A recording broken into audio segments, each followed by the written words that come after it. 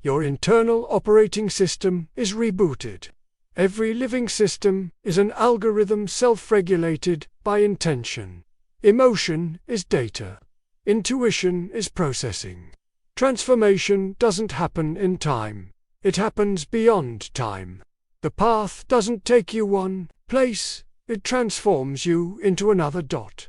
Not all questions need to be resolved. Some are designed to be inhabited, like internal temples. What if your body weren't a container for your soul, but an antenna that receives your soul from the future? If every cell in your body is renewed every 7 years, who are you, if not your atoms? What if emotional pain weren't a mistake, but a navigation system designed to take you back to your center? How many times have you ignored your intuition, only to have the universe repeat it back to you, louder, more painfully, until you listen? What would you stop needing if you knew, with absolute certainty, that you are already whole? It is an act of collective awakening. You are an being operating in a human body. Your mission is not to survive, it is to remember. All of this ends when you decide to act, when you begin to live as an interdimensional being, because the universe didn't choose you by chance. It chose you because you are the message, ready to walk the path on the nerve cords, and play a melody the cosmos will never forget.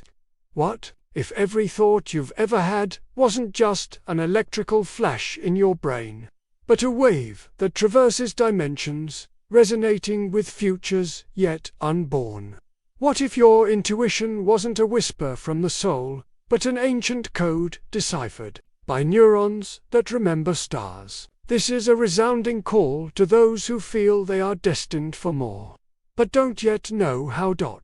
We know the brain rewires itself, but what we haven't been told is that every act of mindfulness, every transmuted emotion, every intuitive decision, is a wave function collapse in the field of reality. Meditation not only increases the density of gray matter in the hippocampus, memory and emotional regulation, but also reduces the volume of the amygdala fear center. What if this reduction weren't just an emotional adjustment, but a deactivation of archaic survival programs that keep us trapped in cycles of stress, separation, and scarcity? This is the first interdimensional leap. The brain doesn't learn through repetition alone. It learns through intention, emotion, and focused attention, 3 variables that, together, create new neural pathways, like constellations in the inner cosmos, like a forest reborn after a fire. The brain requires neuronal apoptosis, the programmed death of obsolete patterns. This occurs in deep sleep delta wave, where the glycome cleanses toxins and dysfunctional synaptic networks. The vagus nerve connects the brain to the heart, gut, and lungs. When you are calm, this nerve sends ascending signals that modulate the prefrontal cortex, the seat of decision-making. What if intuition weren't just an internal process, but an interception of information from the quantum field? There is an invisible network of information that connects all life forms. Every time you make a correct intuitive decision, you're not guessing.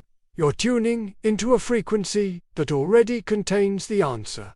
Meditation isn't about not thinking. It's about entering a state of passive vigilance, where the brain's default mode is deactivated, that network responsible for rumination, ego identity, and mental projection.